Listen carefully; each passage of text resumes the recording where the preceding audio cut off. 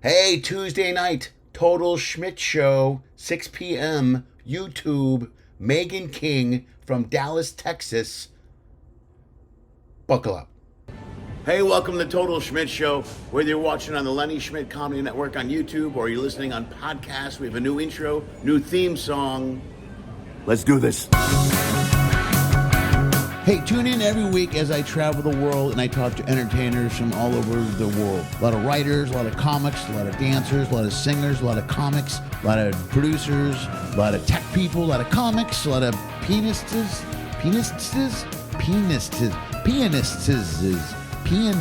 piano player type people. You know what I'm talking about. Musicians and lots of comics. Every once in a while, we'll throw in a comedy sketch, something like that, some music, some travel stuff. We'll even do a live remote from one or two of the ports they happen to be hanging out at. That's it. That's the whole show. And I'm going to record it all and put it on the intraweb. Sometimes. Usually late. Always late. Maybe. I don't know. And weekly? Maybe. Sort of. Either way, sit back, grab a beer, light a joint, and enjoy this week's episode of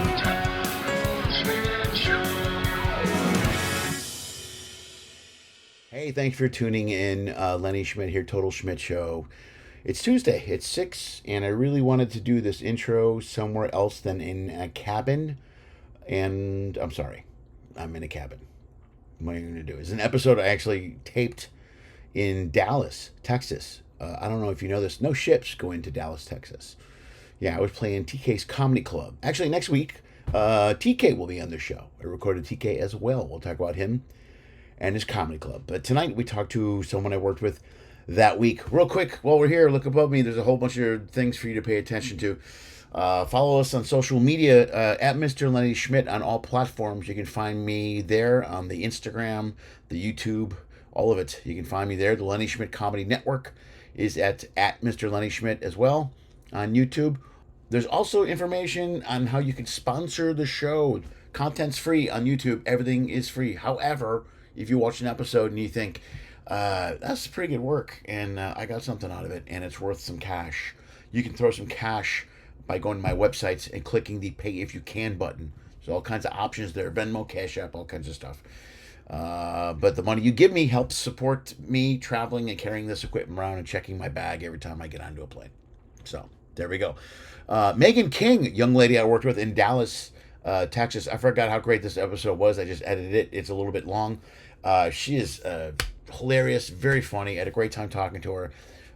She's a comic in Dallas. She teaches comedy. She knows so much about it. I could talk comedy with her for hours, and she made me laugh hard. It's a great episode. Sit back, check it out, enjoy it. That's all. This is a nice Best Western. I've been in some real shank. You know what I mean? Where you're like, what's going on? No, this is not. Am I going to get murdered today? You know? No. This so one's this good. Yeah, this one isn't bad. So it's not. Yeah. But the funny thing was like the microwave was over here. They put all the shit in one area. Oh, and you moved shit. But you can't plug it in. There's no plugs. And you're like, why is the microwave here? There's nowhere to plug it in. So then earlier today, like, because I'm a coffee freak, so I bring your own coffee? Yes. And I bring a French press with me. I have a new French press I carry with me everywhere. So I go, well, fuck it, I'm going to do the French press today. Yeah. But downstairs they serve hot water, but it's not hot. It's like kind of warm. And I go, well, I'll microwave it. So I bring it up here, put it in the microwave. And I go, oh my God, I got to move the microwave over here. And I go, it's ridiculous. But then I'm like, really fuck it, I'm getting a cup of coffee. I'm like, shit, yeah. That's really bad. Especially, I don't know. It doesn't seem like, hotels, they just shove as much shit as they can in the smallest amount of space. Right. So then yeah. And some, this is a 3-star hotel, so I knew what I was expecting when I walked in here. Yeah. And I'm not knocking the club or anything. I get it. No. Because I don't need much. Like, if I have a desk to work and a TV, and I'm fine. I normally would like a workout area, and they don't have that here, and I'm like, whatever, it's fine. It's 3 days, it's a quick gig, I'm in and out. True. I'm like, whatever. So do you write a lot? Like when you're not on stage? I write all the time. Yeah, that's when I worked with Nick Griffin. He's out of New York. Literally all he did all day long was stay in his room because we had a condo. It was a loony bin, and wrote all day. Yeah. And I was like, I'm gonna go hiking because I can't just write. I can't make myself just sit there. So I'm gonna go, and then my brain works. But if I just sat down, that's why Right. my phone is full of crazy random. Well, everybody's got their own your own way it works. Yeah, yeah. You know, like I create. I work similar to like Damon Wayans. You go on stage with an idea, and I hash my stuff on stage. Me too. And go backwards. Me too. So I hash it, record it, listen to it, and go. I need to drop this, move it, drop it. And Nick is the opposit of us. Like he is. Oh, I know a lot of guys that do that. They write. They just And write. I find that more like I'm like, oh shit, that feels like you have more skill set than I do. Do you know what I mean? No, it's just a different skill set. That's true. Shit, Did you ever read Comic Insights? No. You should read it. It's a Okay. book called Comic Insights. Okay. And it's by Franklin Ajaya, I think. Yeah, it's Franklin Ajaya's book. Do you know what Franklin Ajaya is? No. Okay, legend. He's a legend. He's been around. He was around back in the 70s. I mean, you hurt me a little bit Understood. In the So 70s. anyway, he used to teach a satellite class at USC about stand-up and stuff. But he moved out of the U.S. He's got a whole different style. His style on stage is fucking awesome. Is he? Where'd he move? Canada. He moved to where did he go? Caribbean Brazil? somewhere or Oh, England? shit. He moved out. He just couldn't. He just moved out. But I saw here's how cool he is. He's very soft spoken and moves very slow. So on stage. Yes. So when he does a bit, he talks very slow. So and I always knew this about him, and he's brilliant. He's got some of the best bits I've ever seen. It makes people listen though when you do. Yeah, that. the one time I saw him live because I knew him for years. And I saw him, and I met him at the Improv, and I go, fuck, I'm like, dude, I'm such a huge fan. I'm glad I'm working with you. It was really That's awesome. so cool, yeah. So it's a rowdy night. It's crazy. It's chaos. And he hits the stage and just fucking doesn't say anything for like a minute. Takes his time, and then starts a bit, and he does about 20 minutes, talks real slow, and by the end, standing ovation at the end. I mean, he's brilliant. He's a brilliant fucking comedian. Oh, I'm definitely reading. But he did a book called Comic Insights, yeah, which has an extension to it. But he interviewed a bunch of comics. Everybody from Elaine Boozler to Seinfeld to Sinbad to guys that are working, more current acts. Okay. I mean, everybody. And he talked and talked to them about their techniques and how they handle what they do. Okay. And both, I think it was Boozler and Sinbad especially, were two comics who went, I just do my stuff and I don't write it down and I just move on. Oh, that makes me happy. I love And her. I'm reading that. How love do you her. do that? How do you not write anything down? And then other guys, Carl is like, I log everything. I have Jerry Seinfeld, fucking notes upon notes upon notes. He's got logs. Yeah. Carlin for years did cue cards. Almost like a what do they used to call the library thing? The Dickie. What is it called though? Now you're making me Dewey Decimal. Dewey Decimal. Yeah, he had a whole Dewey Decimal system in his garage.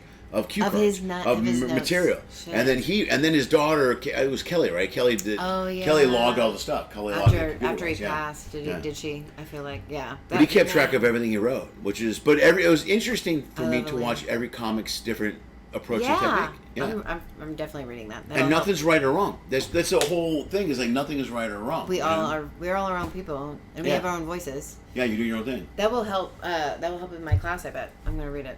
Yeah, it would definitely help your class.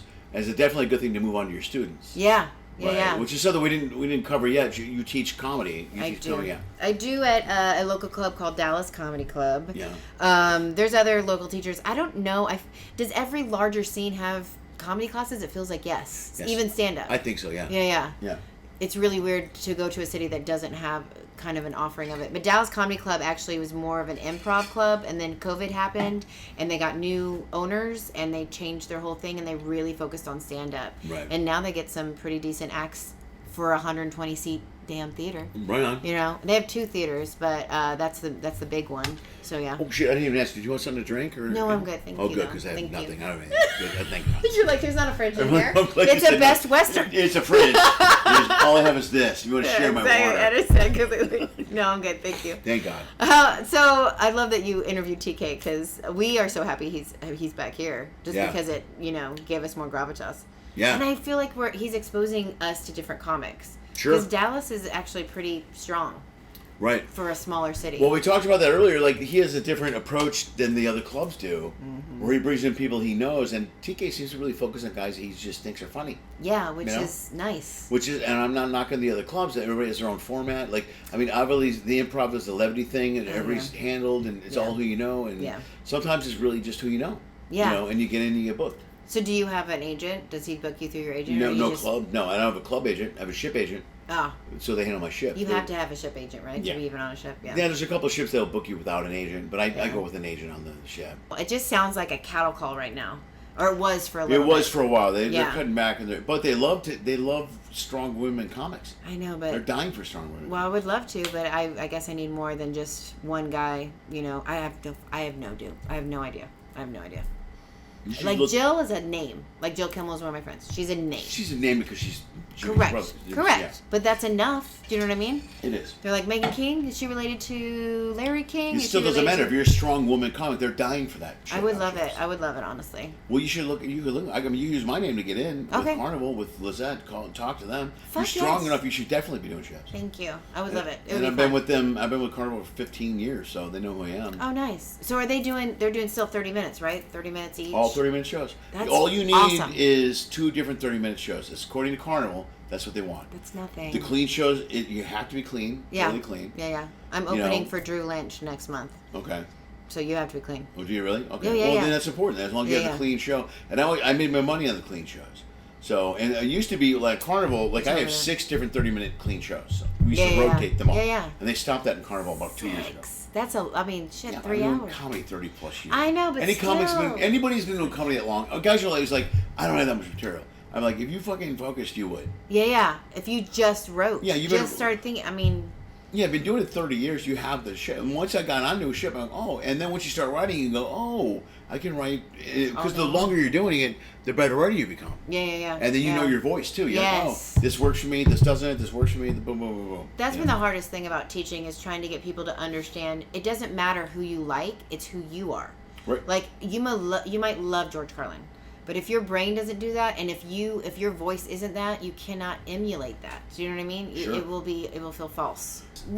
Have you done any contests since I just competed?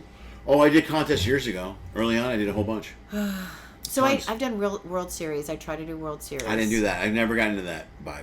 Did you go to? Is it Vegas or it's everywhere? It's everywhere. Right. And then Vegas for the finals. And the problem is, you better have some sort of money because they're not paying you, and you're paying to get your ass to Boston, get your ass to Phoenix, get your ass to all these different satellites. Yeah. For I don't think any money. Right. No. Just the title. Right. Which seems Well, that's why I stopped pursuing things like San Francisco and Seattle. Like back in the day, it was Seattle and San Francisco. Those are the 2 biggest ones. Really? Yes, Okay. those are the biggest ones in the country. Because now it's Boston. And everybody wanted to go do those 2 festivals. Yeah. And I looked into Seattle at one point, and I know, in fact, my agent used to book the Seattle Comedy Competition years ago. He was the guy, Ron Reed, he was the guy that ran it. And there was a couple times I had a chance to do it. They go, here's what I need. And it's like 6 straight weeks. I go, I can't take 6 weeks off. Yeah. I can't do 6 weeks and then hope to book a Monday, Tuesday in the Northwest or whatever. And you just can't. And that was the thing, too. It was really frustrating with World Series is I didn't realize that I was going. And then if I got booked, it was like Rick Bronson. They were at every single one of their satellite locations. And if you get booked, which I did, I got booked from doing World Series. They were like, oh, we'd love to have you feature. And I go, fantastic. Is there a condo? Is there nothing? Right. And I'm like, bitch, you can't pay me enough. Yeah, they don't put features for an on. They don't do any of airplane that shit. and a place to stay. Yeah. I'm in the hole to do your feature spot. Yeah. For some headliner that isn't a big name. Sure. You know what I mean? No, just some guy that knows a lot of people or sells a lot of drinks. Yeah, exactly. Or somebody. Yeah. So I was just like, no, this was just a waste. You know what I mean? Well, sometimes it feels like that though. It feels like what, a waste? Like a waste. Like you're just. It doesn't even give a shit if I have the funniest comic in Dallas title now. Do you know what I mean? No, I get it. Well, I remember. I understand what you're saying because when I was living on the road, I felt the same way, but I didn't give a shit because I just lived on the road. Yeah. So I would go from city to city to city. This is before I had kids and got married and all that shit. Exactly. You know what I mean? Yeah. And then when I got married, everything changed a little bit, and then I did more acting and stayed in L.A. and Chicago and that type of stuff. And still made a living. Then I made a living. Yeah. And then I got to point, but I had 10 years of road before that. But back then I lived out of my car and was a feature. I remember there was a while when I was working for, it was Tribble, Dave Tribble. I worked for years. Okay. And the one night gig used to pay good money. It was pretty, for a 6-night run. I was making 12 to 14 for a week, and I was making that bouncing around, driving around, but I was making the money. And then he changed his money structure, and the more you worked for him, the more percentage you took. So suddenly I went from making 12 something to 8 something, right? And I'm like, oh, that's kind of bullshit. Yeah, that's... But the features went from making fucking like 8 or 9 down to 3. Yeah. And I'm like, how the fuck are you surviving on You're 300 not. for 6 nights? You're not. Yeah, you can't. No. And you're not going to get a quality guy out there. I don't know if he started it, but that's a trend that went all the way through. Like, no, everybody did. Yeah, yeah. No, everybody did the same bullshit where they cut the money down, and all these guys had to go out and were making less money. And sure, the only way that works is if like you have no other options. Like I was that guy. I had no options. Yeah. I lived out of my car. This is what I do. And yeah. I didn't give a fuck. You know what I mean? All my shit was in my trunk. And I used to live in Chicago and worked in the Midwest. And then stay in Seattle, work the West, up there, and then LA and work. But all my shit I could bounce around. Oh my God. And that was it. You know? Yeah. And it was cool. I look back at those times now and I'm like, that's kind of, I remember that. You're free. Yeah, yes. It was a total, remember, no kids. Yeah, You're like, fucking, who cares? Yeah. Woo! Yeah. But now I'm like, fucking my daughter and blah, blah, blah. You know. Yeah, exactly. When you get older, it all changes. But early on, but I was the only, probably the reason I'm where I'm at now, because I was able to do those 10 years on the road. Yeah. It makes a huge difference to get out the hell out of your little city. It makes all the difference in the world. And it's a million times tougher. I was just talking to someone about this recently. For a woman, I didn't even think about this aspect of it. Nobody asks you. Yeah. As a road comic, I'm like, we'll go on the road. Yep. And then you know what helped me was having daughters and looking the world from a woman's eyes on some level. Yeah, yeah. Because there's no way you can just jump in a car and drive cross country for fucking 10 months. I mean, I would. I'm a bigger girl. Well, you could. You seem like you could fucking have. You know, like I told you the other day, I'm like, you seem like you have your shit together. I there's a lot of women would have that a knife. Right. Yeah. I feel like you could fucking hurt someone if you had to. You know what I mean? I've lived in Texas long enough. I feel like I could find a gun. But yeah, I've talked about this with some comics who never thought about this as a dude. Like a man could ask you. I mean, you are at a different level, but a man could ask another comic at my level to go on the road with him and feature. Right. Like, hey, I want you to be my opener. We're gonna go here. Right. But as a female, almost never that happens for a man to ask me. And a female, there's so many large female comics, headliners who don't want females opening for them. Really? Why? I don't know. See, that seems stupid because I used to do. I had a lot of females open for me in Chicago when I worked the road, and I was married. That's awesome. But I knew them, and they knew my wife. Yes, exactly. That's why and they felt safe traveling with me. Exactly. I was like, come on with me. That's why, like, a lot of times I work with a woman, and like I don't like to like if I work with a woman I don't know, I'm afraid if I'm attracted to her, you don't want to hit her because you don't want to be that dickhead comic. Because every woman comic is getting hung on by every fucking other comic. It's an animal thing, yeah. Correct. But when I was married, it was so safe. There was Angela, there was Pammy. Those two girls. Angela did the road with me for years, but she felt so fucking safe. Yeah. Because we just hung out, we talked. She had a boyfriend. I was friends with her boy. It was no bullshit. Yes. You know what I mean? But it's lovely. so fucking hard for a woman. I don't even think about that aspect of it. Yeah. You know, to go on the road with a guy. I'm so appreciative. Any dude that's like, hey, I'm going to bring you to this club. I'm like, thank you so much. Right. Because like one of the local ones here, CJ Star, he's great, but he took me to the Looney Bin and in Arkansas, and it was fun. Yeah. But his wife was mad. He told me, and I go, really? And he goes, yeah, but. We were in a condo. He was the headliner. I was the opener for that. You guys stay at the house? Yeah. That's so you get different rooms. He's downstairs. Yeah. Well, and there's a whole other dude too, who they had already booked as feature, so I couldn't do the feature spot. Right. So yeah, it was great. I got my foot in there. They want to bring me back. That's all he was doing was helping me in that way. Right. You know. Yeah. And so it makes me sad though to think that. I don't want to try to fucking, I don't want to mess anybody's marriage up just because I'm on the road with somebody. I'm not trying to do that. This is all professional. Right. But I swear, not everyone can understands that. No, this is really, if people take this seriously, it's a profession. I'm not trying to find my next husband. Right. It's also a million times harder for you just to work. Because you never know when someone just wants to fucking... And it worked for me with Angela, because Angela invests, my ex... They're great friends. We were all great friends. See, that's perfect. Oh my God, the runs were fun. And I loved working with her, and I loved driving the road, and it was never a question. Vesna never blinked. There you go. Vesna never went, what the fuck are you and Angela? No, there's none of that shit going on. No, you know what I mean? That's awesome. And frankly, I think the older I get, the more I can do that easier. Do you know what I mean? Yeah. The less, middle-aged women get ignored. So, yay! I'm no longer sexual. Yay! Hey, good for you. You're just you're just 5 feet of skin. There you go. Exactly. With a different point of view. Yeah, right. Oh my God, she's great. Yeah. Who's that girl that was earlier talking about? That's exactly. Yeah, but I really, And I do think its show is better when it's like so more diverse than just, you know. I agree 100%. That's why I liked working with Angela. Yeah, I loved the whole different, because we did, at that time, my act was revolved around being married. I was all married, being a husband, going to therapy, working it out, blah blah blah, and then she was, did her thing, and I knew her boyfriend, and it all worked out. It was a good balance. That's good. Yeah. So do I know Angela? Is she somebody that's? I don't think she's in the business anymore. Oh no. I think she's out. In fact, I referred her to an agent once who called me and cursed me out. Oh no. She's very. I always thought she was very. I thought she was very funny, and I guess she had a show that didn't go well, and I don't know where she's at anymore. I really haven't talked to her in years. That sucks. I know it does suck, but it was Ken Muller that called me. He goes, "You owe me money." I go, "Why? Why do I owe you money?" Jesus. Yeah, he was so mad at me. He was, "You fucking." And I don't want to mention her last name, Angela. Blah blah blah. I go, "What? How did it go?" Because she was fucking blah blah. She's horrible. Blah blah. Plus, in her defense, that circuit was a tough circuit for women to work. It was fucking Iowa, South Dakota, the Dakotas. They're brutal. And back then, in the 90s... I'm sure it was worse. They were brutal on women. They're real fucking shitty and sexist. And she's trying to balance the sexist bullshit with her jokes. And, So I don't know how you fucking balance that out. Sometimes it's a pain in the ass. Yeah. And sometimes, I've noticed when I did LA, I felt like it was too woke for me. I felt like I'd been in Texas for too long. Yeah, LA's really woke.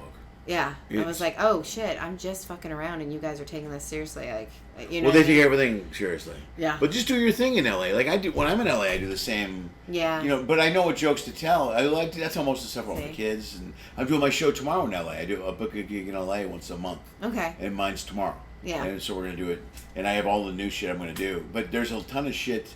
I even bring it up. I get booed for the premise.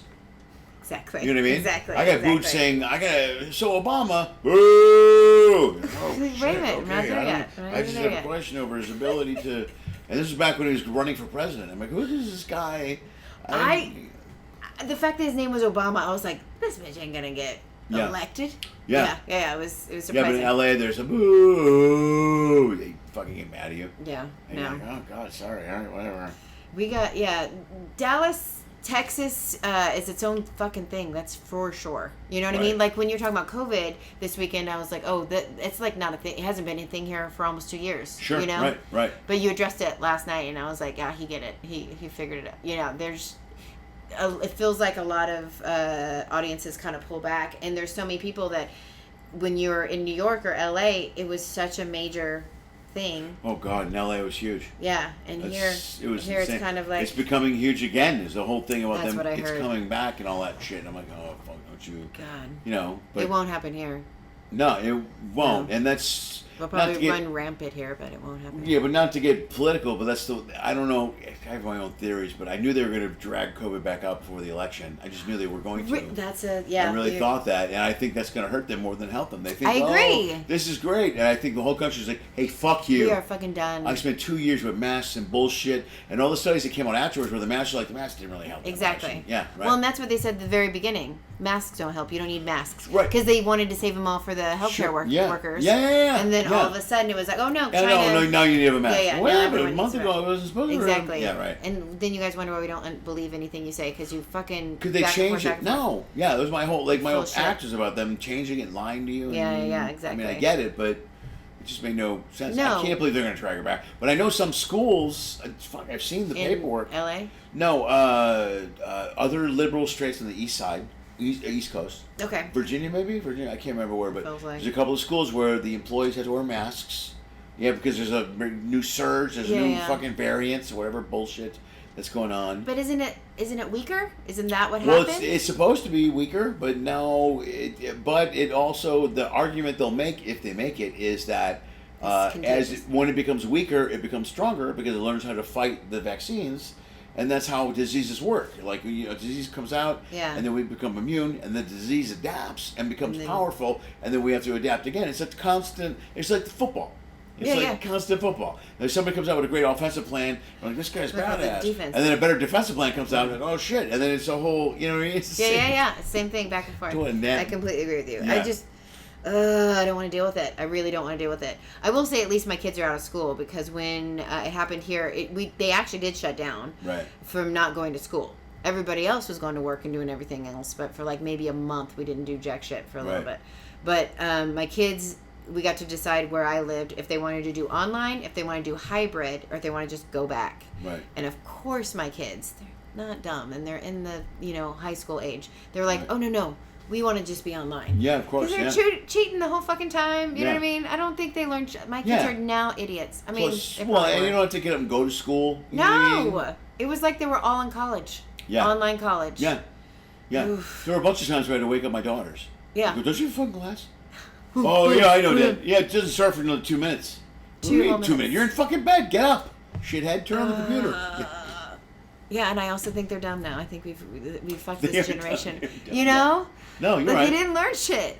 Oh, my God. Especially... No, because at that point, they just wanted to finish the curriculum. Yes. Or whatever they wanted to get them out. Just get your grade. Get your grade, get out. Yeah. The only thing my kids learned was how to cheat really well. You know? Yeah. Have this open on one screen and have this open on another screen and just be Googling. And be able to Google. Yeah, smart. Hopefully. Yeah. None of their teachers are watching. I'm sure they can't go back and take out their grades. Right, It's too late. That's a negative fucking grade. One of them's graduated now. So tonight, at the stupid contest I was in, my oldest daughter, had never ever seen me before, ever. Ever? She'd never seen you do stand-up. How long have you been doing stand-up? 7 years. Okay. Yeah. Sorry, I just said 7. 7 months. 7 years. 7 months? 7 years. Oh my I God, know. you're so funny for 7 months. Thank you. You're fucking awesome. 7 years is still, I feel like a baby when I talk to you guys. You know what I mean? That's nothing. Yeah, we're old. Yeah. But I was an actress first. I was an actress way when I was younger, and I only did comedic roles. And I always wanted to do like something that made me cry or something major. Sure, yeah, right. But I'm really glad that I did comedic, because I think that's what gave me the timing, was the having to do it on stage, the live performances. That really changes it. Yeah. If you Plus feel comedic it. training and comedic acting helps you with drama. More. Okay. Knowing Good enough. pauses and delays and everything else. Yeah. There's a lot of dramatic actors like, I can't do comedy, and it's hard for me to figure it out. And that's why so many great comedic actors end up doing great. Robert Williams, there's a million guys that are really comedically, they're great. I agree. Like, did you see Barbie? Yes. Dude, what's his name in the Ryan Gosling? Dude, he's money in that. I know. He's phenomenal. I know. He's adorable. Every moment he nails. Yes. He steals every scene he's in. Yeah. Fuck yeah. He really crushed it. I cried laughing with him. Yeah. That was so good. And I'm so glad that you liked it, because that is one of those movies that down here, it's like the people who loved it, and then other people just didn't see it. It feels like, or they immediately were going to hate it. Well, there's a hardcore. My daughters and I talk about this shit all the time. There was Barbie, Oppenheimer. Ariel, the Little Mermaid. Okay, that's another one. Yeah. And before I go watch the movie, I read out the articles, I read the reviews and stuff. And a lot of people hardcore hate it. And I'm like, all right, I'm really interested to see if it's really overwoke. Like, everybody's like, it's overwoke. And so when I saw the princess one, the mermaid one. And first of all, that movie's perfect for woke, because I agree. The whole point is two different cultures get together and learn that we're all the same, and now you can get along. And don't give up things for a man. It was perfect. Yeah, and well, that's an old Disney thing that's been beaten to death, and that they're starting to fix now on the right level. Yeah. You know what I mean? Yeah. You can fix it the right way and go, oh, it doesn't have to be about, well, shit, Frozen did allow that. Yeah. Frozen kind of stepped into that area. You know what I mean? It wasn't about, which was cool. It wasn't about just a girl finding a guy. Correct. Yeah. Yeah, it was about becoming your own person. Right. Exactly. And having your own voice. Yeah. And I loved Little Mermaid, but if you can sing really well, I'll cry. So that's why I was like, the whole time her voice was, I was like, oh my God, I'm just crying. Oh my God. But I loved it that my really not woke friend wanted to go see it because she loved Little Mermaid that much, and she goes, she could sing, and I go, she could, and she was totally not like, oh, just because she's black, and I'm like, it was great. It was good for her. Good. Yeah, she did. Yeah, because I knew going in, and I'm like, it's funny because I was with the girls, and right when the credits came up, my oldest looked at me and goes, what do you think, Dad? And she wants to know right away, because we always talk about this woke, not woke, they're younger than me. And I go, I think it was perfect. I go, all these guys that say it's bullshit, wrong, it's stupid and dumb. And the same thing with Barbie. When we saw Barbie, I was like, I think it's perfect. It was a perfect movie. It's so At the end, you don't need a Ken to be a Barbie. You don't need a Barbie. It's a whole, and it worked both ways. Yes. And I go, it's perfect. It was. But it's like, some people are so hardcore on the other side, they don't want to accept the men, and you're like, oh, okay, calm down. It's okay, all but like, good. I mean, maybe if you could just step back and kind of look, it has been fucking men. Yeah, you're like, big picture. I mean, it's it's a good way to, you don't have to go completely the other way and be a guy in a man bun and sensitive and whatever. It's fine. but it's there's nothing wrong with being open minded and looking at it. And I look at it so much differently with the girls because now. You have kids, exactly. Yeah, it's big time. Exactly. So Barbie was great, and the Mermaid show, I thought just solidified what it did in the first place. Yeah. It was the same message they had in the first Mermaid. Yeah, my problem with people who just immediately shut it down, it's like, but if you just took a minute and actually thought about what it's like to being a female, because when I was acting, I was 18, it was the 90s, Okay. And then I acted until I had a kid at 22. But my point is, you would watch a movie and there's one female. She's got to be sexy. She's got to be, fuckable or whatever. Sure. And then there's 6 men. Right. So how fair is that? What is that like? As a woman who wants to do this as her life, Right. I've got to hate every woman because we're all fighting for one little fucking role. Right. And you get to have 7 roles. You also don't have to be attractive. Right. So right. Plus, it's got to be hard to look at that through a woman's eyes at the age of 8. And realize, there's only one girl there. Yeah. And that's the only role that's available to exactly. me. You know what I mean? That's rough. So to me, that we are changing that, and I love it so much. Right. I mean, fucking Barbie was like almost all women, with some men, but not a ton, not as much as, and it's the biggest movie right now. Right. So. Oh shit! $1 billion. Yeah. So I'm like, thank God. It's funny. She hit $1 billion. It's funny because she said I'll hit $1 billion, and she goes, I was totally bullshitting when I said that. And I fucking did. And it did, yeah. Yeah, and now she's the highest paid actress ever. Yeah, well, and she deserves it. It's a perfect movie. It's really good. Yeah. It was a good message for everybody. Yeah. Greta also did. Yeah. Margot Robbie is, God. You can't be funny and pretty. And I'm supposed to hate you. But. She's got it all. Yeah. It's comedic timing. You know what I mean? It's all right there. Yeah. It's all really funny. Yeah. Yeah, and crazy sexy. I mean, the first opening Correct. to the suit, she's standing there in a bikini. I know. You know what I mean? She did look. I was like, holy shit! Did they tweak her to make her look more like Barbie? That's But no, that's her. That's her. And I laughed at the scene where she finally loses it toward the end, and she gives up, and she kind of turns into a stiff Barbie and falls on the ground. I couldn't stop laughing. She was so fucking. Just the way it looked just like flip it. her over, and It she's looked just just like it. Oh my god! I was laughing so hard. My daughter was like, "Shut up, Dad! Shut up!" No, but I thought it was really funny. I go, "Oh my god, that's so funny. fucking funny." And then she's not doing anything. She's laying there like a stiff board. I love when she's like, "I'm ugly." I'm ugly. And then the voiceover, you cannot have Margot Robbie play this role. Yeah, right. Yeah, right. Yeah, that was great. That was great. Yeah, it was perfect. So, before we get off on this, being a parent of kids, of females especially, it was really interesting to have my daughter there because my oldest, is my trans child. Right. And so, being trans for only a year or something, I didn't think about how many trans jokes, especially in Texas, that I'm just exposed to all the time. Sure. Like I thought about it, but having her in the audience, there was 3 comics tonight who did punch down. Oh, that trans makes sense. jokes. I We're bet in there's Texas. a lot of punch down in Texas. Oh, yeah. Right. And I immediately was texting her. I was like, "I'm so sorry, baby. I'm so sorry." And she's like, "It's okay. It's okay. I'm aware. I'm in the world." Sure. And I was like, "Okay," but she definitely doesn't want to stay living here because I mean, how could you when Yeah. you're very much a unique little unicorn? Well, she's not. Yeah, she's not right for this. Is she gonna leave here and go to LA or something? Or I think she was talking about Portland. There you go. It's another good one. Yeah. Portland's a good place. I don't know.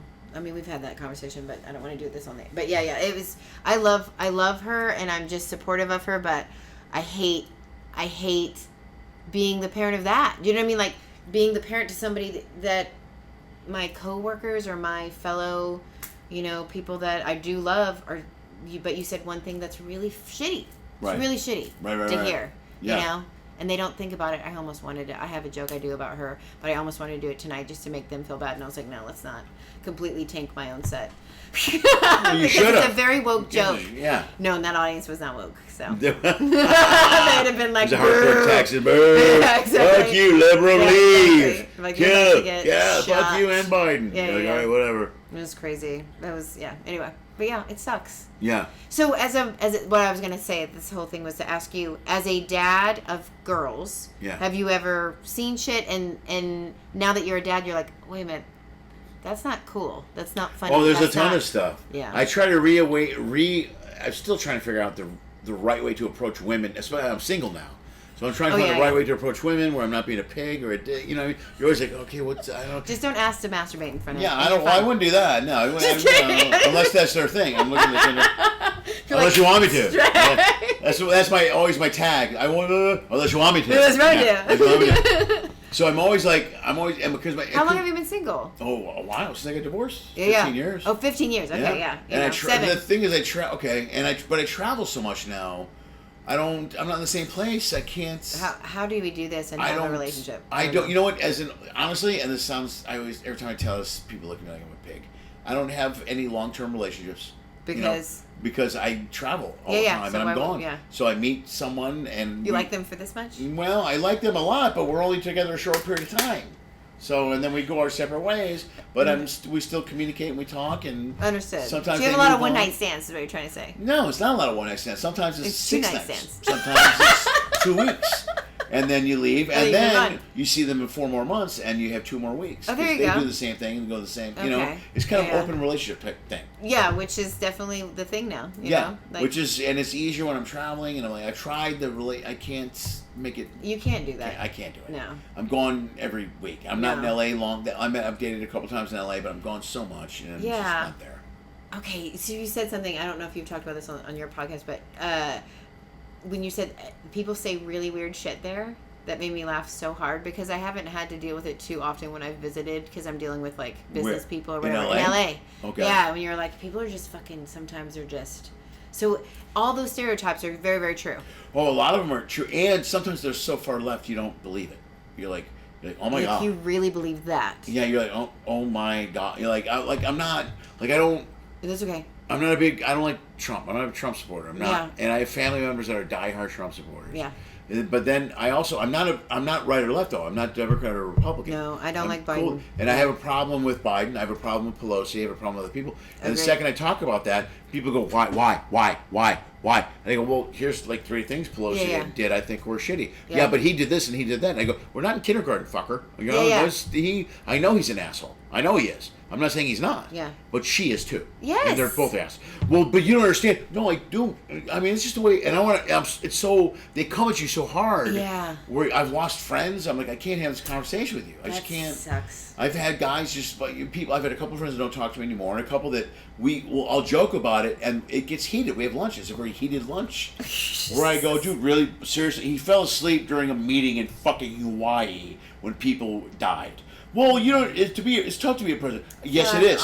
It is tough to be a president. It's very hard. And maybe someone that's 80 shouldn't be the fucking president. Thank you. We should have age limits. Oh, there's a million things. They should have age limits. They have term limits and fucking... Yes, term limits. Yeah, there's a million things they should do. Yeah. And we're slowly getting to the point where these older white guys are dying off, and it helps. And I always say older white guys only because it is. They ran it all. Yeah. Exactly. And I would love for them to move on and get. But the problem is the people coming in under are buying into the same bullshit. Yes. And it's all not about being white. I've never believed it's been about race. I believe it's about money and the 2% or 1%. Yes. And that's wherever the money goes, NRA, whatever the fuck you want to say it is. Completely agree. Yeah. I watched The Big Short again this week for no reason, just because it was on. I love that movie. But it's such a fucking clear, it's not about anything else except for making money. This whole country is about who can make money, how can you make money the easiest way.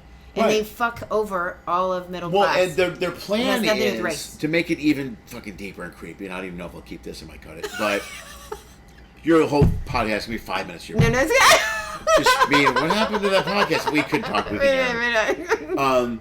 But they spend a lot of time throwing shit at us that are supposed to divide us. Exactly. Which is a lot of the LBGT thing now. Exactly. Who cares? I don't care if you're gay. That's great. It's good for you. Do your thing. But then they make it a thing, and the trans, and now it's a whole. Now we're arguing, and why are we arguing about any of this? Yes. When our fucking bridges are falling apart, and Exactly. It's all, and honestly, and I've said this before, but when I think about it, I don't think I really want the apocalypse, but I'm like, burn it down and start again. I feel like we have fucked it in a whole nother way with lobbyists and the money that's in government. It's too deep. It's so...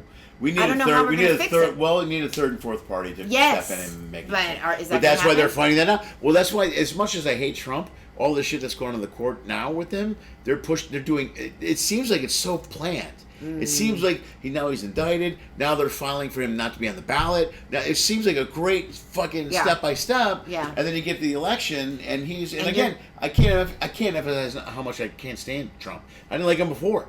He's a horrible fucking human being. I know friends that worked with him in New York. He is the epitome of a rich guy asshole. that inherited money from his dad that bullied people. Yes. And that's his whole MO. Yes. And that's always the way it's been. Yes. And for the fact that he somehow won over, the only reason he won over the fucking working class was the fact that the working class is just sick of all the bullshit. Yes. It's not about Trump being this. It's about they're just sick of the shit. I completely agree. Right. And I have a lot of family in the middle of the country, and man, they all voted for Trump. Almost every single one of them. Now, what I will say, I really had more respect for my family that was like, I'm voting for him, but it's just because I am basically voting against the other person. That makes sense. I get that. I get you. But if you really are like, if that diehard Trumper, I'm amazed. I'm amazed. Yeah, I have a hard time with the diehard Trumpers. That's the one thing that loses me is that people are like, no matter what, they're like, are you not watching? Are you not paying attention? Did you not see the fucking... He didn't pay his workers. Like, he's not for anyone about himself and money.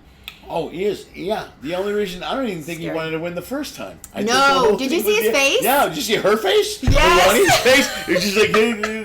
They were both like, holy shit. What the fuck are we going to do now? Yeah. I can't believe... Yeah. Yeah. And then they just go, and they went back, here's how we can make money off this. And exactly. They fucking did. Yeah. And then it felt like we had all of a sudden elected a king of some kind because he's putting his kids in there. It's like a fucking dynasty of, you know? It was he did all the family Trump shit, yeah. Yes. I didn't enjoy that at all. But I also don't like Biden. And I also don't want Clinton. And the fact that the fucking Democrats couldn't find someone better than Biden. Oh my God, don't get me started. Screams fucking volumes of... Don't make me started. Yeah. We had 12 people. And that's who came. I mean, he was not leading. I don't know what the fuck happened. Well, they didn't want Bernie. I was a Bernie guy for years. But they didn't want... He should be a third party. He won't do it because he bought into Biden. After the last... Well, what happened with that last primary... He's also old now. He's old. He's old, too. He's another old white guy. Yeah. But there's no young... I mean, first of all, I don't see anybody getting into politics at all. No, because it ruins your fucking life. Well, why would you want to... Yeah, you can't... They're going to dig. Yeah. Your enemies are going to dig until they find something. You'll find every shitty thing about your family and your uncle and who whatever. doesn't have something, you know? Right. Yeah. So why would you fight that fight? Then you're in the news every day, and they're attacking you every day, and you know... and I do think if you do choose it, after given where we live and how the times are and the news is, you really do have like a crazy, almost maniacal ego. Like, honestly, if that's what you're choosing, you really have an ego that's probably unhealthy. Yeah, unless you are fucked. You're the anomaly person that wants to do something right for the world. Like, you're that crazy most idealistic. I can do this. You know that like a movie. Yeah, a movie. Yeah. Those people don't really exist. Yeah, it's a guy that says, "I do the right thing." Yeah. I'm going to do the right thing. Okay, I will say this. I loved Mitt Romney for that. Okay. Even though I know he's got money and whatever, but it did feel like it was a moral calling. Okay. You know? So there's been a couple, but I can't think of anybody right now. John McCain. Oh, fuck, yeah. That was a big John McCain thing. Him. He's a Republican, and I get it, but I'm like, I kind of like that guy. I like him. And he was more in the middle. Like, where is the middle? Yeah. There is no middle. We can't have a middle anymore, because then you're called crazy or an outcast or whatever. That's insane. Okay, sorry. It goes back to the pendulum twist we were talking about earlier. Yeah. They go so far left, they go so far right. Now they're so far left and right where the left is like, whoa. Yeah, we don't need to have penises on our forehead. I get it, that's fine. And then, the right, we need to fucking castrate like, people Trump should be emperor. Like, no, fucking no. Trump should be on a coin. Calm down. All right. Yeah, but maybe this is then primed to have a third party in the fucking middle. Well, I hope it's a third party, because my brother has a theory that it's just a setup for us to fucking lose it all. He's a big believer in we're almost done. Apocalypse is happening. Yeah. No, or the fall of Rome, basically. We're about ready to fucking die. Yeah. And the more I watch what's going on, I'm like, oh, fuck, it's really close to that. I get it. It feels that way. Yeah, it does. Sometimes you can't reason with people where they get so unreasonable, and you're like, okay, I think we're good. I don't think you understand. Social media has not helped us. Social media's hurt us. Really about to collapse us. Yeah. Well, to me, I make a joke about this, but I don't know if I did it this weekend, but I really did. I want the apocalypse a little bit. I do, because I'm fucking sick of paying taxes. I'm fucking dealing with all of it. Like, let's all just do it on our own. Yeah. But I'm worried because Like, these teeth are fake, so eventually they'd fall out and I'd look like a crackhead.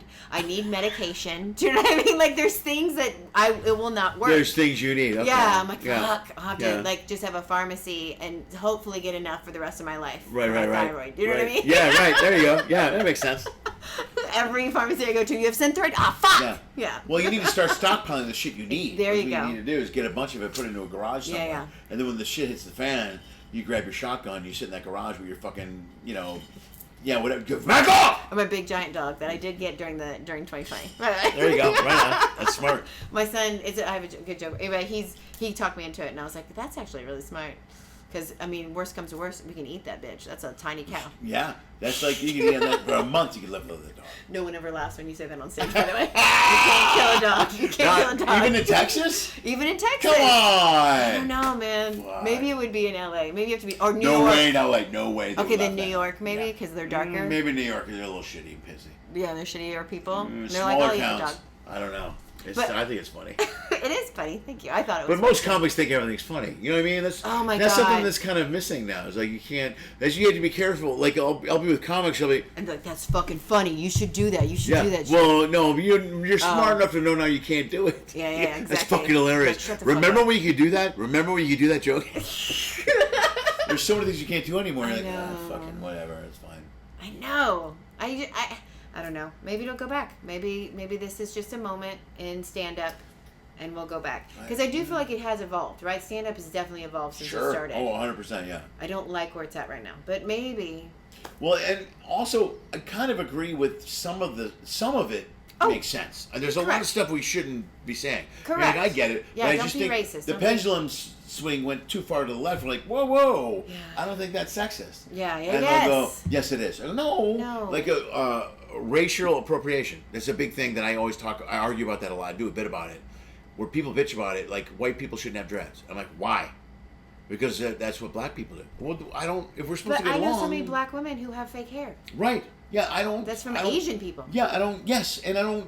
They go, you shouldn't do this. You shouldn't do that. And if you did all that, then if you want to add cooking to the aspect, then say goodbye to Cajun food and fucking. Yeah, and that's not fair.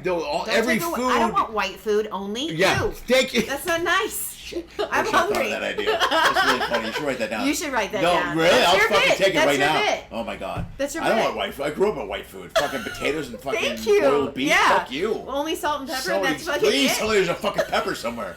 God damn it. Maybe some garlic. Write it down. You're too drunk to remember this. Fucking, that's why I have a little magic phone. Do the white food thing. White food. I don't want white food. Fuck that. Forever? It's fucking boiled potatoes, white bread, and fucking boiled beef. Bread. Wonder Bread. Nobody wants and bologna. Fuck you. I need some Spam. Do you have any pepper or anything to go with this? Something spicy? Anything. That's really good. Oh my god! I think it's Yay! funny. Thank you for giving it to me. I fucking know what to give it to you. No, but we were talking about your fucking premise. See, it's cool that you find. I love that. Have that conversation. It's easier with comics to have that conversation. Yeah. You have the right. That's mine. That's mine. That's mine. My brother and I are like that. We're like, you should do it. You should do it. Oh, your brother does it. Yeah, he's does a comic. Yeah. That's so cool. Yeah, but I meet a lot of people that don't get it and will argue, and I go, no, that's my bit. I also teach, right? Yeah, sure. And so when people are pitching, I'm fixing, and they're like, "Oh my god, that's so good." And I'm like, "That's yours, baby. That's yours. This is your premise." It was your and I'm idea. just, yeah. Because I want my showcase to look real good, so that people think that I can teach. Then you look like you know what you're doing. Yeah. You look like you know what you're doing. You eat a dick, you make me look bad. Yeah. So I love it. I love it. Perfect. I love tweaking shit. Nice. I really do love writing with comics, but sometimes, man, you have to get somebody who understands where you're coming from, your point of view a little bit, but be enough different from you. Yeah. Do you know what I mean? Yeah. Otherwise, you're just going to be arguing with somebody. And also then they add a little bit to what you're doing. Yes. And they add inflection to it. You know what I mean? They add spice to it. Yeah. It's not just flat or a total counterpoint.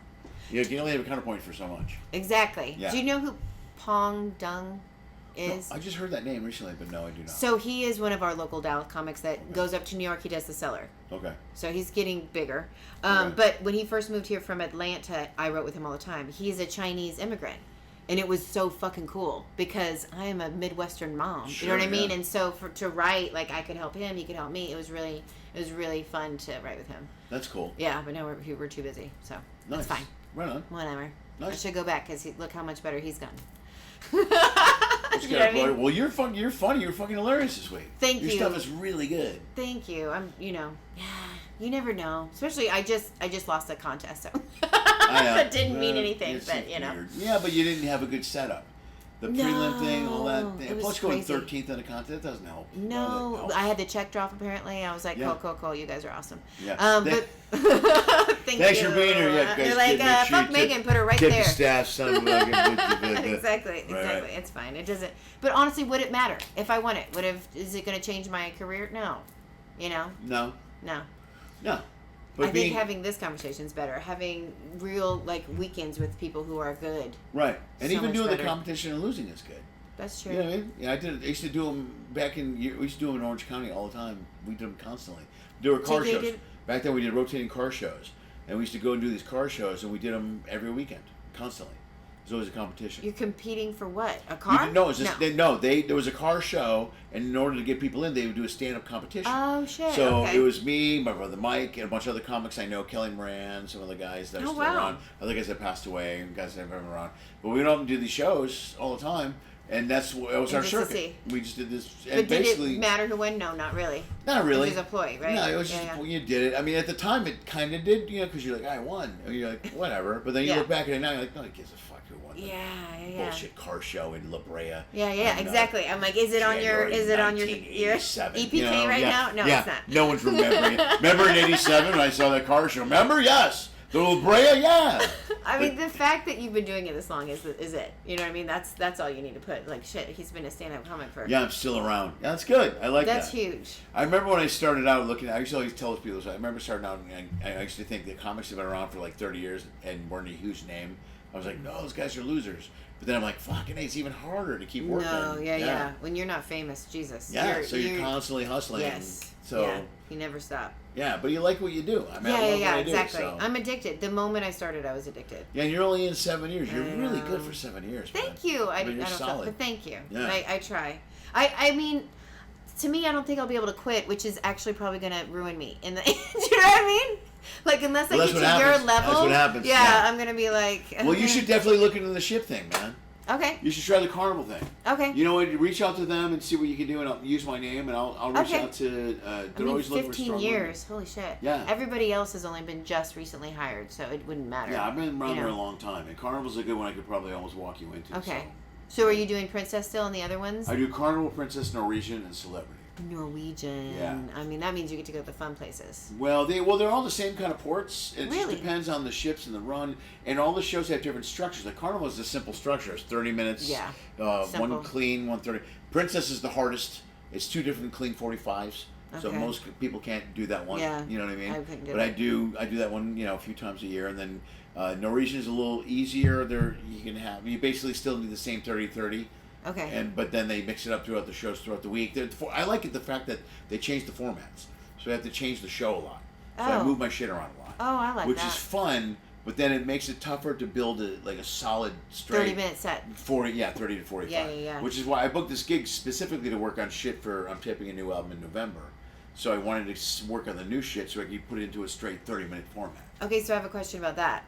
When do you decide, all right, I'm going to record an album. I'm going to record this shit, and I'm going to throw it away, right? Once you record it? Well, yeah, no, I don't throw it away in the ship. Okay, yeah. On the ship, I use it. I keep it.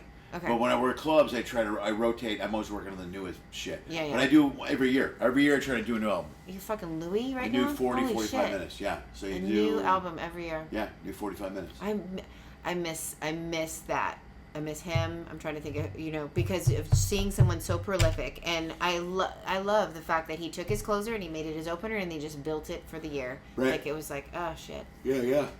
So every year, same thing. Yeah, so I flip stuff around. I find stuff, and it's hard to find time. That's why I booked the gig in L.A. is it gives me time to go up and do whatever I want to do. Yeah. Work on new material. Yeah. And then, because on the ships, you can't really do a bad show on a ship. You can't go, well, I'll work on new shit tonight. Yeah. You sneak in new shit somewhere. Just one or two in the... Yeah. So I've been doing that for months now, so I knew coming here, I have a solid 30 of new shit. Oh, nice. That I want to put in the middle of the show and see how it works. You know what I mean? I think they worked well. Yeah, and I did it most of the time. Yeah, most of it was that. You were really fun to watch. You're very entertaining, and you know how to play with the crowd, and you know exactly, what I mean? Thank you. Your crowd work, I was like, I wish I love the crowd work. I want to bring that into the album now, too. I did it in the last one, but I want to do it in the next one, too. It's tough and unpredictable for an album, because you got to dictate it the right way. Yeah. You gotta basically do it and then edit it afterwards to go, oh, fuck, that's good. Yeah. You know what I mean? Well, and right now, with fucking social media, that's the only thing that comics are releasing is crowd work clips. I know. Which is a little disappointing on a lot of levels because everybody, you know what? Because people are being mentally trained to show up to a show with shit to say. It's exactly how I train my class. Yeah. I'm like, just to know, I used to say, you don't get heckled. You will get heckled now. For sure you do. They think that's how you Yep. that's how you go to a comedy club. Yeah. And they all want to sit in the front. They Yep. want to be fucked with. They want to be talked to. Yeah.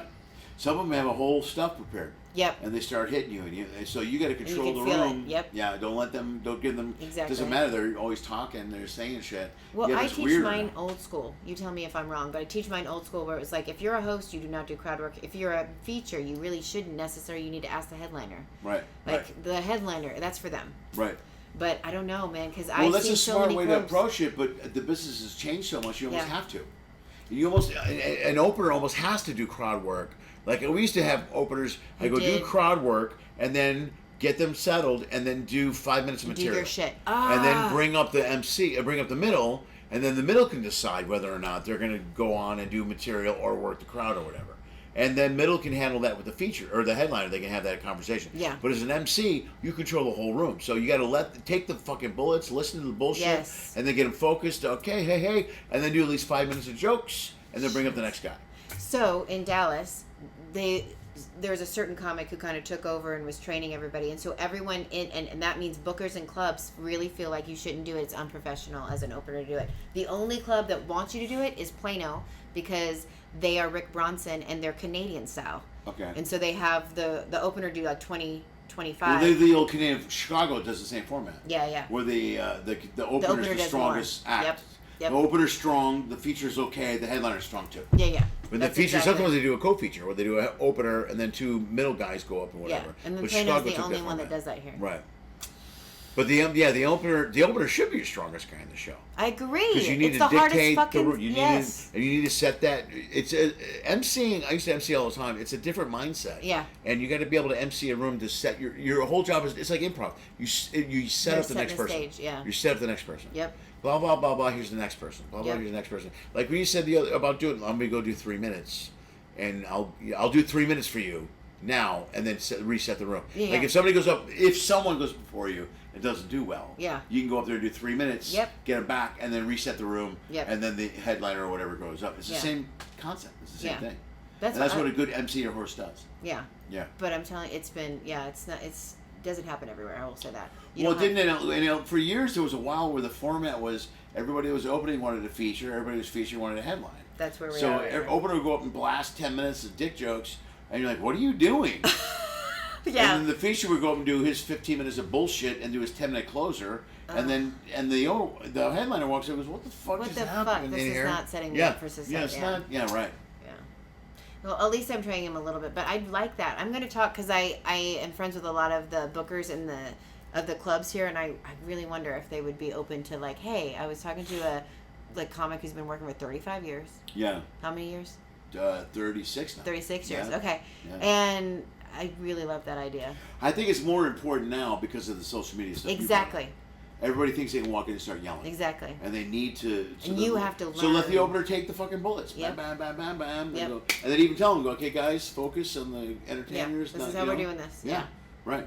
Yeah, it's probably a smarter move. It helps a little bit because now, when you hit a stage now, you've got to be mentally prepared for the crowd to fucking talk to you. Because they will. You have to. Yeah. Yep. I mean, you never know when the whole room is yelling and you're like, okay, we're gonna. Yeah, right. That's why I work the crowd the way I do because I want to. I work them. I hit them a couple times. I go back Yeah. into my act. Yeah, well, and you're like a sniper. Like, I'm going to talk here. Right. I'm going to talk here. Right. But Bam, we're not bam, gonna bam. fucking- That's why if everybody wants to say something, they know I'm ready to. I can Yeah. do it. And some people go, you know what? On second thought, I'm not gonna say. Yeah. It. Yeah, and that's what I want. You know Exactly. what I mean? Exactly. I mean, if you're really funny and you want to bring something at me, then bring it because I can make it funny too. I have never experienced that one. Well, where no, they're- because it never happens. That's why there's never fucking happens. Everybody thinks Exactly. they're funny. Yeah. You know what I mean? Until they have to do this. No, and then they say a couple things, and they have one line in their head. You know, Yes. they might hold it all night, and they're waiting Yes. to say it.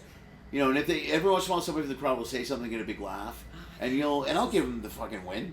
I go, good for you, brother. Nice job. That's fucking. Yeah, exactly. What do you got now? What else? Yeah, You know, it's easy to spin it back around on them. You know, Oh, it's not yeah. that hard. I've heard so many headliners just go, you know, oh, thank you for doing my job for me, man. Yeah, thank you. Yeah. That was 1 minute I didn't have to work. Thank you so much. Right. You know? Yeah, I like that. I'm cool. getting paid. You keep being funny. That's fine. You know, that Yeah. kind of thing. I love that. But, man, I hope my kids listen. I'm going to tell I always call my students my kids. I'm going to tell them to listen to this. Because, honestly, that is such a needed thing to know. Yeah, I think so. Good. Well, good. It makes Thank me you. sad, Look at yeah. I said, like you said, something It's makes you true. sad. It makes me sad that it's like that this has made us so I know. egotistical. You're right. Well, also, And we think it's about us. it's sad where I've talked to other comics about that. It's sad because it's changed our business so much. Yeah. But the problem, I always look at it like it's like when radio went from radio to TV. TV. It's like it changed so much that people went, this bullshit. This is what comedy is, or whatever. Yeah. But you have to adapt with the business. If you don't, it's going And to it leave you made it behind. better. So you don't have a choice. So you have to, because early on when I was doing I do social media stuff all the time. I put up 5-6 videos a week on Smart. Instagram, TikTok, all this shit. Yeah. I got a special. I'm doing all this stuff. But I used to do stuff from live shows. I didn't tape this week, but I tape on ships. Uh-huh. And I used to only do jokes. I'm like, I'm not doing crowd work because I think that's bullshit. But as time went on, I'm like, I have to do crowd work because everybody's doing crowd work. Yep. So I have no choice. Yep. And to this day, it's the biggest thing. People, dude, I love your crowd stuff. Yeah. I'm like, thanks, man. I appreciate that. And I'm like, a part of me's like, oh, that's cool. I like it. But the other part is like, I write jokes. You know, I have bits I want to do. Yeah, but they're getting trained, but also there is a talent and a finesse to be able to do good crowd work. Right. You know what I mean? And not Yeah. everyone can. They try. True. No, I've seen a lot of they guys can't. struggle with it. Yeah. Yeah. Yeah. A lot of guys, you know, And what then do some you people- do? And then you're like, no, don't do that. Yeah, what do you do for a living? What's Yeah, your don't name? do that. Yeah. Yeah, That's yeah. exactly what I tell my kids. I'm like, do not ask that question. Everyone don't asks that ever, question. yeah. Just fucking talk to them about, Yeah. you know. Oh, See, is and- this your wife? Yeah. How did you meet? What did you say? Like something fucking interesting. Well, Give if they me say something to interesting. you, just respond to it. Yes. Dude, you're right. With the thing, have you done that before? And they're like, yeah, okay, great. What's your Yeah. name? I always go, what's your name? I know. Great. I'm And Lenny. I'm Lenny. I Nice love to meet you. that, by I'll the do way. that, yeah. I I'll go, love nice that. to meet you. And I go, dude, so when you do the thing, and I'll just carry on the conversation. Like we're at a fucking bar. The fact that you introduce yourself, Yeah. I love it. I love Right. it because it makes you likable, humble, genuine in 5 milliseconds. But also, I've never seen a comic do that Oh, right because on. they're like, "Well, you know who the fuck I am." Like, Oh, right. you know what I mean? Hi, Nobody you know what I mean? Nobody knows who the fuck I am. But you know what I'm saying? I'm the comic. That's but who I you're am. the headliner, so there's that ego thing of like, well, my name's on your fucking ticket. Yeah. You know what I mean? So Dude, they don't look even at your think fucking about. thing. Who am I? Who But am I? but Yeah. when you do it, I'm like, man, that's fucking so great. That's Yeah. so smart. I'm Yeah, gonna do it. By it the way. works with the crowd. You should. I'm do like, it. okay. No, Like, it I'm works- Megan. No, take it. Do you know? Is that okay? No, of course. 'Cause I'm like- it's just a 'cause I just technique. feel It's like- not- I didn't know. write it. I You know, fucking- but it just seems like such It's a great way to smart- connect with the audience right away. Because then Yeah. you're like, "What's your name, brother?" Yeah. Because that's what I would do if I was not on stage. Yeah. Yeah. 100%. Yeah. Yeah. Yeah. And then you give them the floor and you talk and you do whatever and you move on. Yeah. I mean, Whatever. I've had some great crowd work, only when I'm headlining, but of asking a specific question, like, okay, if I'm talking about dating, okay, how did you two meet? You know what I mean? Yeah. If they're talking, Yeah. you know, I want to hear it. And I've had some crazy shit, like one of them Sure. was dating the brother, or you know, that kind of shit. Right. But Matt Rife, like, he wouldn't have a career if he wasn't good at this. Oh, that's his whole thing. Yeah, of That's course. all his he whole does. thing is crowd work. Yeah. Yeah. That's his whole thing. And that he's, gorgeous and cougars what a fuck. Correct. And he said he wanted to fuck cougars before he got this cute girlfriend that you see sometimes on his Instagram. Of course. But here's Yeah. the thing, he's been doing it for a minute, Yeah. and people don't realize that. Sure. They think he's overnight success. No, that happens a lot. People are like, well, Louis Black was like that. Louis Black blow up. You guys just blow up, and they're like, who the fuck is this guy? And you're like, he's been around for 25 years. Yes. You have no Really? clue. Yeah, when I worked with Louis on New Year's Eve once, and this is after he already hit. He's a pretty big name. Yeah. And we hung out, and we had a drink. We started drinking bourbon, and I'm just you never surprised know, people didn't know him. That's yeah, crazy. when you meet when you meet a big name comic, you're Yeah. always like, I wonder how they're gonna be and stuff. Yeah. So, but I said hello to him, and fucking 2 hours later, we're talking about fucking Yoder gigs and one-nighters, and like, oh shit, this guy's a road dog, and we're just drinking. So I go, and he just said to me at one point, he goes, man, I don't know what I did. He goes, suddenly people just started showing up. From Yeah. social? Yeah, no, he was just overall. Because I was doing shows, yeah. Okay. And then I was just doing shows, and before you know it, my rooms were packed, and I had a following, And I'm like, what do you mean I have a following? I'm like, I have no clue. Suddenly I'm selling out rooms. He goes, it just happened fucking before I knew it. He goes, I never changed. He goes, I didn't change anything. He goes, my crowd just found me. Okay, so... And he goes, when my crowd found me is when everything changed. When did he blow up? Well, I worked with him in 2002. Okay, so way before social. Sure. So, because I was like, no, I've known him for forever, but I thought it was because he was on TV. It wasn't because of that? No, it was before. He didn't get TV till he started to blow up on the road. I mean, What the shit? That's amazing. Yeah. I mean, he started to get. They're not going to just throw TV at you. I mean, he got Daily Show. Yeah. Came, but it only became because people already knew. He had a name by then. And they knew his style. Yeah. He had a significant. I know. It's so good. And it was brilliant. Oh, it was brilliant. Yeah. And he's clever and he's a brilliant writer. He's a great writer. Oh, he's phenomenal. You know what I mean? Like that Dennis Miller fucking... and he plays this character well, and he nails all of it. So. My favorite thing was when he and Kathleen Madigan were on the road together. I was like, stop it. Oh, that'd be a great show. Yeah, they were doing it together for a minute. I love Kathleen. I know. Me too. I've never met her, but she's one of my, like... Oh, she's the fucking best. I met her a couple times. Yeah, I've met with her a few nights. She's so good. She's so great. She's so sweet. And she's from Missouri. Cool, I'm from Missouri. So yeah. I was like, yeah, she's so good. Yeah, she's dynamite. She's great. So that's funny to me because I really did think Daily Show is what made him bigger. Well, it definitely helped. I mean, it made him a much more household name. But I didn't know he was big before that. No, before that he started to blow because he was just doing gigs. He was working That's like so I am. Cool. You go in, you do a club, and he goes, suddenly I'm showing up and the rooms are sold out. That's He's so like, cool. I didn't know what to tell you.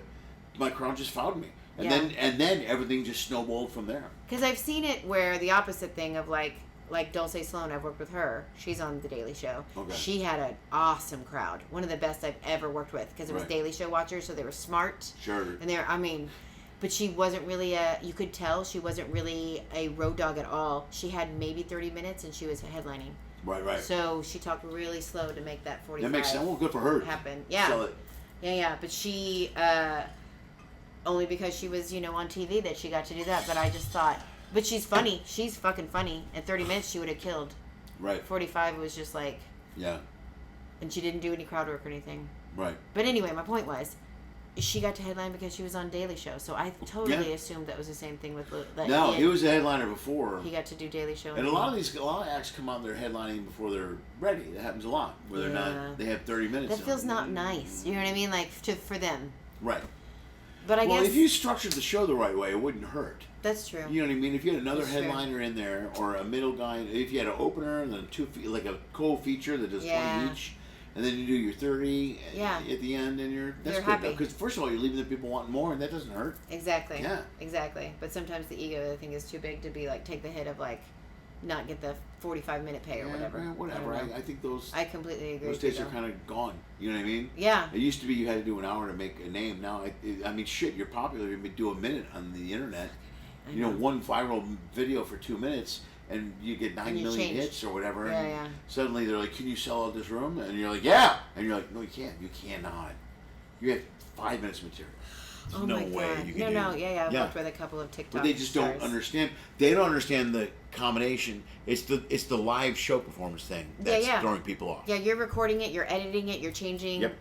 Yeah. Not the you got to learn how to work a live room. Yeah. Right, and most of like the guys theater. don't. Yeah, and it's not to their fault. In a way, it is because they get cocky and they go, "I should blah blah blah." And you're like, "No, you shouldn't." Yeah. If you want to do this live room thing, then learn how to do the live room thing. Yeah. Or stick to your fucking YouTube thing.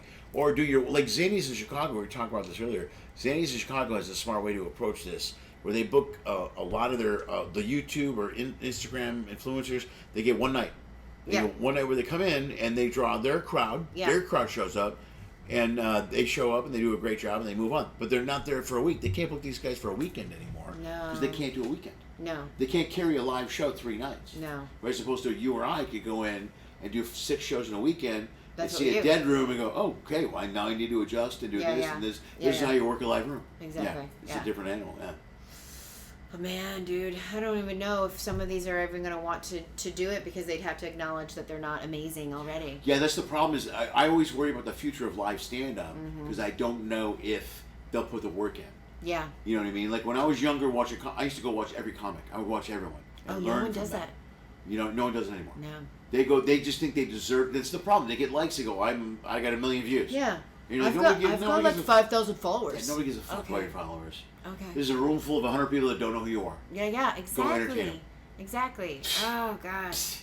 You guys don't even realize how powerful I am. Well, that's great. Then leave Yeah. and bring in someone that can make us laugh for an hour, Because that's we your work job. all week and we're here for the weekend. You know what I mean? That's in a whole different animal of it that you don't. You're consider. supposed to be our break from reality, not Right.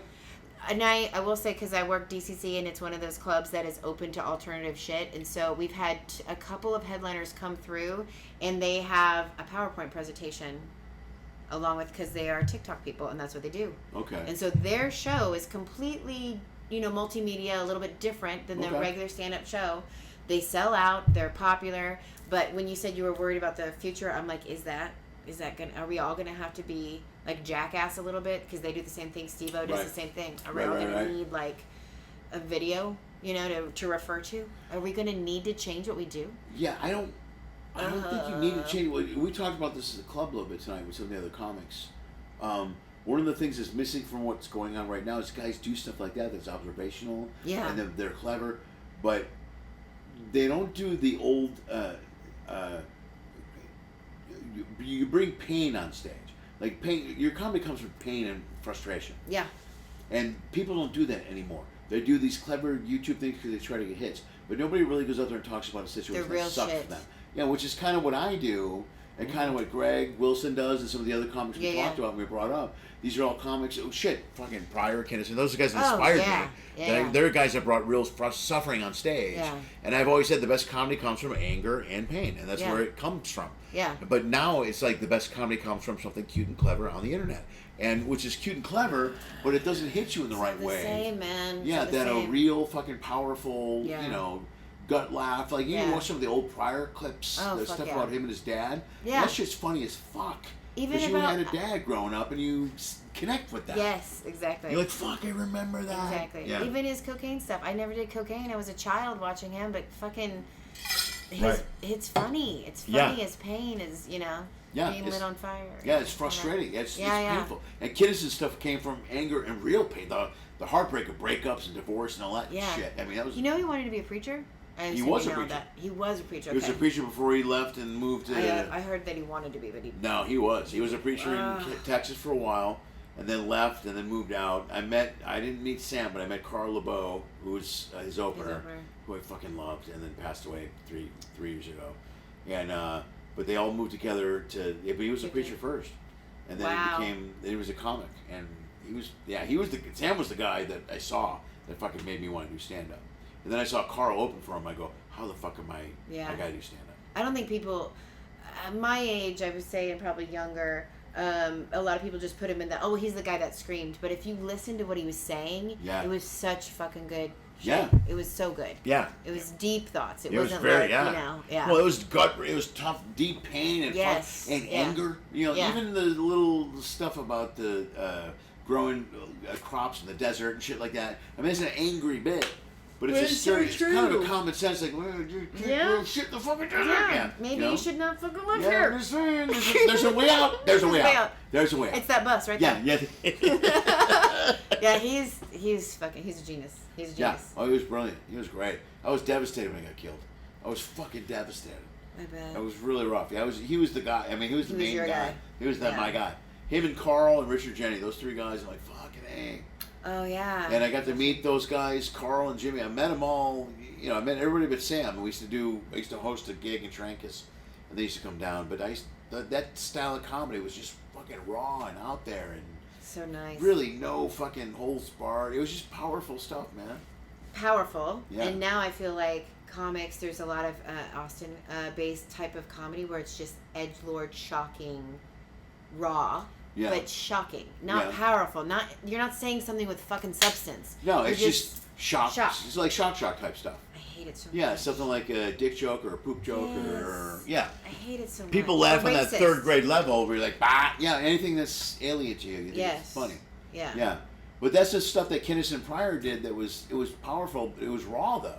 It was raw pain. That was real pain. Yeah, exactly. It was based in truth. And it was shock. The shock came from truth. Yeah. It was awesome. Yeah. But that's the type of stuff I think we're missing moving forward. I worry about that. I completely agree with you. Stand-up wise moving forward. Like, for me, I know what I'm doing, but in the future, other comics, I look back at the future behind me, I don't see anybody. There's one who's the girl that right now that's Taylor Tomlinson. She's good. I love Taylor. Me too. I think she's brilliant. I love that. Oh, you guys said the girl. I'm like, I know. Yeah, she mixes the whole, and she brings in the stuff about therapy and her real meds. shit. And, Yeah. I mean, it's real shit. She's a real good comic. She might be one of the only younger ones. I mean, Rife is good, but he works the room and he does his thing. Oh yeah. Yeah, but she has real raw. And I don't know a lot of shit about Rife really. When you watch his clips, no, you don't can't learn a lot. But with her, you watch her show. She tells you her shit. Same thing like Pryor and Kinnison. You know everything about them when you watch the show. You're like, I get it, I feel it, I understand it. And then you connect with it. You're like, oh, fuck, I get it. I use her all the time in class because she's so good. She's so fucking good. And you didn't know she was a Christian comic when she started? I heard about that, yeah. Isn't that crazy? Yeah, that's funny. And she's been doing it since she was like 16. Like, she started as a baby. Well, she's still got to be young, right? She's like 26 maybe, 27. I don't know. Right. She had quarter life crisis, and that's been a couple years. So, I mean, come on. She's still a child. Yeah. But still, I mean, God, to be that good, and to be doing it a decade more in your 20s. Yeah. Like, fuck you, man. That's pretty good. I was a mom. Don't be so. You turn everything into fuck you, man. Fuck you. You were fucking good, way ahead bitch. of me, you fucking bitch. No, I love it. I had children. Now that I'm living your mom, trying to be good mom. It's so stupid. I should have been totally selfish and done my own fucking shit. What's wrong with me? Stupid. Yeah. Put them first. I'm so dumb. But I do now that they're like my youngest is graduating this year. I do kind of want to move to LA. I want to go somewhere that actually could change my career. But if I'm on the boats, maybe I don't need to worry about it. You should do boats. You should not move to LA. It's just my opinion. Tell me. I will tell you. I think it's too left and woke for you, and it would work for you because you're a woman. First of all, thank you. You'll walk right in the door because you're a woman. But which helps. I'm gonna say some shit. You're so left and woke that they're so pissy about it that they just don't want to. I think you should start jumping on boats. Okay. And stay in the Midwest. In the middle. And work as much as the road as you possibly can. Okay. Because you'll make good money off the boats. And then do you want to do a fucking podcast or something if you want to do a podcast? I used to have a radio show back in the. There you go. Well, radio's shit. I know. It's a shitty business. I know. That business sucks. I know they don't make. But you should. Anymore. I mean, you could move to LA, but it just seems if you found someone that was into you and said move to LA, then you should go. What do you mean? Like a management, they saw you at a festival. Okay. I was like, a man? Is there? There could be a man there. You should come to LA. I'll take care of you if you move to LA. Exactly. I promise you. Exactly. Trust me. What? Trust me. Is there a dating pool you go to as a comic? I haven't found it yet, so I don't know Me it. either. I'm sorry. Like what? Oh man. I know. 12. Oh my God, we're a fucking hour and 20 minutes. Is that too long? Yes, I only do an hour on these. Although we have to cut 45 minutes from it. I got to cut a big chunk of this. But yeah, you should. I mean, you can move to LA if you want, but it's a whole. I don't know. No, I'd love to hear that from someone in there. Yeah, I mean, I don't spend that much time in LA anymore. If you like were here and someone saw you and said, "I'm going to sign you. You should move to LA," then I would consider it in a heartbeat because that means you have someone behind you. But if you just move to LA I'm just gonna and you're trying to and you'll know what you're a 40-year-old woman and you're white and you're doing stand up and that's two negatives right there. The whiteness? The white and the 40. Yeah. How rude. The woman thing works for you. The only thing I got. The woman thing works for you. See, I'm all three of the negatives. The middle, I know. I'm you male, are everything. 50s and white. And straight. Nobody wants me. And straight. Fucking nobody wants me in LA. You're the worst. I've been told to my face, you are not anything we're looking for. I go, I know, but I'm funny. Correct. Yeah, but it's not. Yeah. Okay, well then I'll see you later. later. Cool. Yeah, exactly. So, but you know what? So I don't know. I mean, throw your hat in there and see what happens. No, I like that idea of like. But I would definitely look at the ships. Dude, the ships moving forward. There's so much ship work and more ships opening up. Okay. Ships would love you. Okay. Because they're dying for women comics and they don't have enough strong women comics. Yeah. That's why it's completely understand that. Because you're funny and you can work a ship and it's easy work for you. Okay. And then you're crushing and you're doing well. And I know really strong women comics on ships. They're Carolyn Picard, a lot of comics friends of mine. Yeah, friends of mine. They're killing it. Okay. They're killing it. Okay. And that's where you could be. You could be nailing it. And making great money. And then you just decide where you want to go after that. Okay. But if you go to LA, you're just jumping into a pool of shit. I know. And hoping someone finds you, and those days are gone. That doesn't happen anymore in LA. Because that was the thing that I noticed when I went out there. The couple times I've gone, it's just like, oh my God, these local people, sorry if you're listening, are shit. Yeah. Most of them are really bad. Most of them are, because a lot of them are handled by people, too. I have a manager. I'm sure you have a manager. They're an actor, and I'm going to do a stand-up. Yeah, Bitch, it's not the same. Bitch. Well, I see tons of people that are like, they have a manager. I'm like, I'm sure you have. I know, of course. Yeah. It's the only reason you're here. Exactly. That you have a manager. Because your manager told you to do this? Yeah. Or will you measure know someone? Because there's no way you just got booked. Someone made a call to get you in there. Yeah. There's a lot of that. So, but like, and the older you get, the more you understand the business, the more they're not into you. It's not about an age thing. They're about this. Here's why the age thing is important. The younger you are, the longer they have with you. Yes, and the more they can control what you do, and they can make your decisions, and they can make more money off you. Yeah. When you're in your 40s, you're already like, I'm not doing that. I'm not doing that. I'm not doing that. And they're like, why wouldn't you do any of it? Because I don't want to do any of those fucking things. Yeah. I want to do this. Yeah. I mean, you understand the business more. Yeah. You definitely understand what you want to do more. Yeah. And that's what freaks them out. Then they're like, damn, I can't talk to you. I can't manipulate you the way I need to manipulate you. Yeah, right, exactly. Right, 100%. Yeah. If you're 20, because shit, if I was 24 and they signed me, okay, I would have done fucking all But do reality TV. Whatever, okay. Yeah, I would have done fucking whatever. But the older I got, I'm like, no, I don't think that's a great voice for me. I don't think that's a good project for me. I don't think that's good. And once you start to understand what you want to do, you want to be, I don't want to be that guy or that person or that comic or whatever. You know what I mean? Yeah, exactly. Yeah. Because we know who we are at this point, I hope. No, you should have some sort of understanding. We should. Yeah. Yeah. All right, we got to wrap this up. Okay. Do me a favor, look in the camera and give me whatever socials you have, whatever you want to plug. It's Magen King. It's spell it right, so Magen. My mother was on drugs. It's Magen King on Instagram, Magen King on Facebook. I know I'm on the TikToks. Sorry, TikTok? Is that another new one? Yeah, it's a new one. I'm also on Be Real. I'm not. And YouTube. But just spell my name right and it should come up. Because there's another fucking reality star. Yeah, I found her today. Magen King. When I was looking for you, I found her. Yeah, wrong. I know, I found her. Also, I'm changing my website, so hopefully by the time this come out, it'll be fucking updated because that shit is old. Right. What are you doing? No, I keep bumping your camera's moving. Mine is not. What I do? But when I bump the table, Is it me? your camera moves. Okay. Which is it's my fault. So there you go. I'll go with there you go. Perfect. Thank you very much. Thank you. No, but yeah, I'm so happy that you asked me to do this. I'm really glad you did it. I thought he's gonna be too drunk. He's gonna not want to leave the thing, and I completely understand. I was worried about him. I'm like, no, come on in. I had everything set up. Yeah, it was just so late too. Oh my god, 3 hours for a comedy contest. Fuck off. Nobody should go to a 3-hour comedy show. No, I hated it. Right. And also being one of the last comics, the first thing I said when I got on stage, I was like, hey, only 20 more comics, guys. You good? We good? You're still watching? That's amazing. Nobody does that. Nobody, but you did. That means you want more. Pick one of these clips. Go for it. I dare you. Hey, also follow one of those social media thingies.